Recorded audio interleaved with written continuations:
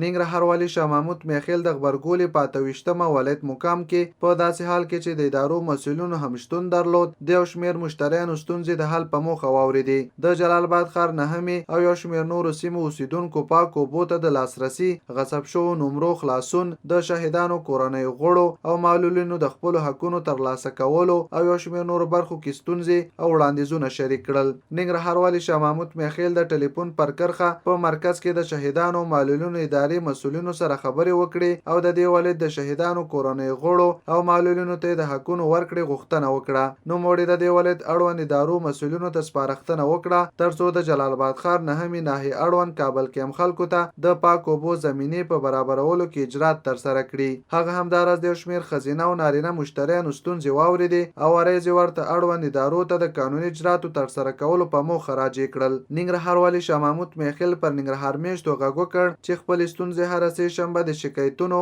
او غصب مخنیوي کمیسیون سره شریکې کړي ترڅو په حل کې د قانون له مخې اجرات ترسره شي.